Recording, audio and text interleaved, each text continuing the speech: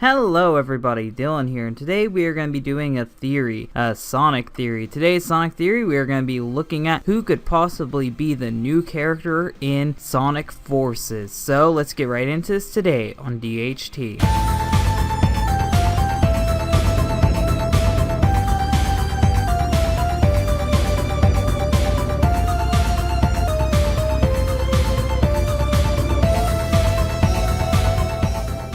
Now, what caused all this speculation is Sega showed off a silhouette of what the new character was going to look like from Sonic Forces. This new character has spikes on his cheeks, it appears, and he has pointy ears. So, this led everyone in the Sonic fan base into theorizing who this could possibly be. I'm going to list off some of the ideas of what people think the character is. Now, I'm not really going 100% confirming any of these. I want you to decide which one of these characters you think is going to be in it. And if you think of something that I didn't come up with, then just put it in the chat below. So let's get into this with our first one. Now, you guys remember the tagline of the game, right? Join the Resistance. You know who was a freedom fighter along with Sonic in the comics? Antoine. He also fits the design of this build. Some people would say, no Dylan, you're wrong. He's short, he's fat, he can't be this tall. Well, if you pay attention to the reboot, he's actually taller. He looks just like this silhouette in the reboot. The ears curve in the exact same way. Now, some people would be like, Antoine's just a coward, he's always running away from danger. Well, that was before the reboot Antoine. Since the reboot, Antoine's actually been pretty brave and he fights alongside with Sonic. So from the look, the join the Resistance, and everything else, you could say that this could be him. The only problem I have with this theory is Sega doesn't work well with characters not created by Sonic Team. This has never worked out before, which is why Sally and Friends were only included in spin-off games. Because this is a main game, I wouldn't assume a character like Antoine would be in. And now we're going on to Fang the Sniper. The reason why people think Fang the Sniper could be it is because of his cheeks and his ears. But I really don't see this one working out. What people say is Fang the Sniper may have lost his hat, which is why he'd be able to fit in with the design better. But even if Fang the Sniper lost his hat, his ears are far too long and pointy. They don't fit the curved design of that character, and he only has 2 spikes on his cheek, not 3. Not to mention his trademark tail curves up in such a way, unlike the other character. So, design-wise, I don't think Fang would fit in at all. Character-wise, I also don't think Fang would fit in at all, because Fang has always been an anti-hero, most of the time being a villain. Why would he suddenly help Sonic out of nowhere? I just don't see this one happening. I can't think of any arguments for Fang the Sniper being the character, especially because Sega said this would be a new character, and Fang is not new. Now, what if when Sega said new character, they actually meant a new twist on a classic character? That could be said with Big the Cat. In this theory, people think that Big the Cat has slimmed down the fight with the freedom fighters, but here's the thing with that. Big the Cat's whole power set involves him being fat. He doesn't have any super strength, he's just so big he can repel people. If he was skinny, he would lose the one ability that he had. Not to mention, Big seems like he's kinda slow, so even if Big did lose the weight, would he be really that helpful? He's kind of dumb. I don't know what Big could do.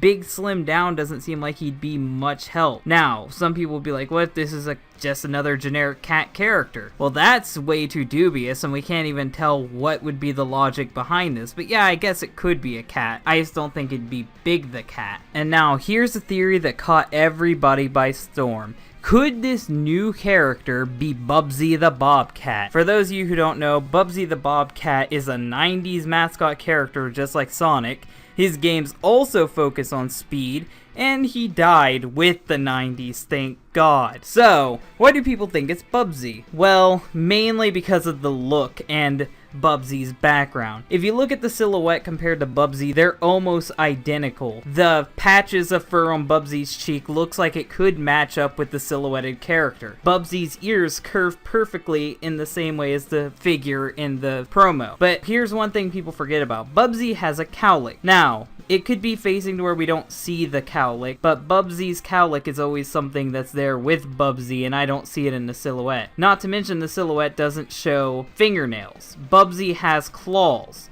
So why would this silhouette not have claws as well? Not to mention, Bubsy's trademark is his shirt. And in this silhouette, we don't see a shirt, we see a shirtless figure with gloves on. Bubsy has never worn gloves either. Now, people think that Bubsy could be the character because his games involve speed. He could fit right in with Sonic. Bubsy's games had fall damage.